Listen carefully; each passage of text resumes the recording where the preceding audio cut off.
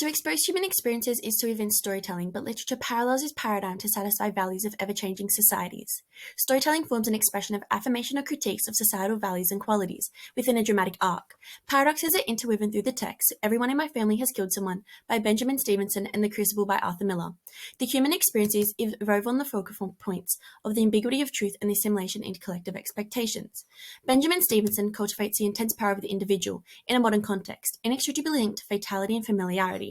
Arthur Miller's historical recount of the Salem witch trials allegorically coincides with his perception of the capricious fervor of McCarthyism.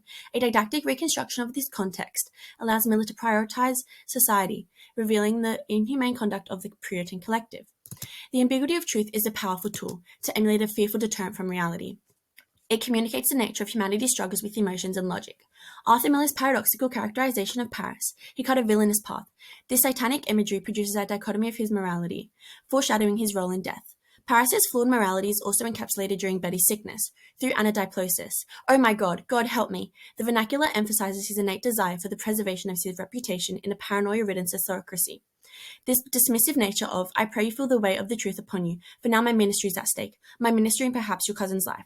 The parochial snobbery is referenced in the overture, an integral section of the play that is interdependent with the acts. Thus, the structural unity is a textual integrity. Miller further extends the audience's relation to integrity through the stage directions. Abigail Williams, with an endless capacity for dissembling, perpetuating an incessant and dogmatic power, elevating her status of control through concealment and the ambiguity of her storytelling, parallel to the McCarthy accusations. Arthur's spatial temporal shift into the ambiguity aversion theory speaks of the ubiquitous presence of flaws of the human condition, especially the complex paradox of truth and lies. Moral agency can be deceitful when faced with capacity to control ambivalent fears. The ambiguity of truth homogenize uncertainty of the human experience. The nuances within storytelling are distinctively dramatic and elucidate the impression of equivocation. Stevenson employs the character of Marcello, a defective lawyer, the epitome of redirecting the truth in an attempt to conserve Revere. I haven't killed anybody. Well, that's a lie, isn't it? The use of the rhetorical question against the ironic statement perpetuates humor, to ameliorate suspense into a red herring. The use of a red herring enables a deep climactic action for the reader, albeit rather rapidly, but to also demonstrate the equivocation as a result of paranoia. The symbolism of the pigeon F287 is a catalyst through historical illusion. The reference to World War II and the decoding of Morse code will invoke the epiphany for solving the crimes. The pigeon also aids Stevenson to break the fourth wall, serving as a dramatic exposition to communicate a clarification of clues. Due to the circumlocution in the novel, Stevenson employs the depth of paradoxical concepts of truth and lies and the inconclusive void in between. He's dead? Yes. You're sure? Yes. How? He just stopped breathing. The dramatic dialogue with monosyllabic language induces stress on the reader. We're on the 14th page, the thorough intrusion emphasizing the foreshadowing and distinctive structure of Stevenson's writing style, followed by the ending of the chapter to arouse suspense. The arousement of various emotions symbolizes how the storytelling is open-ended. Hume did not just feel one emotion at once, but a vague collection at any given moment. Assimilation into the collective is an integral part to the isolation of the collective, especially under assertive expectations. An individual cannot belong until an inner sense of wholeness is achieved.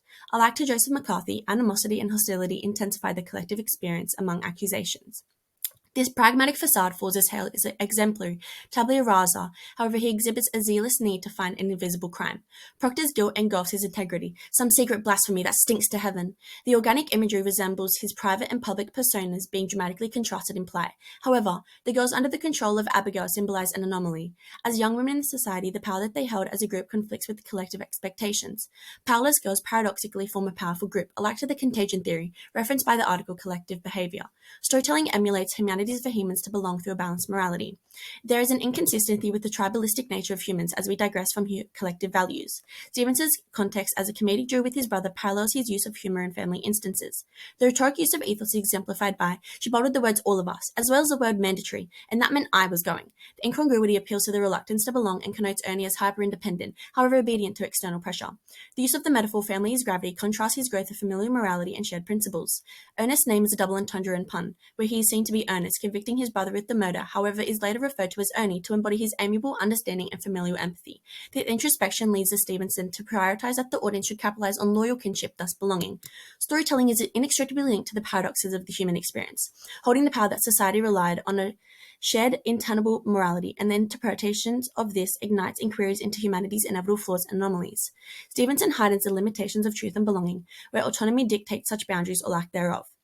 Miller extends his outrage of McCarthy's demagoguery upon mirroring witch hunts with multivalent thematic concerns.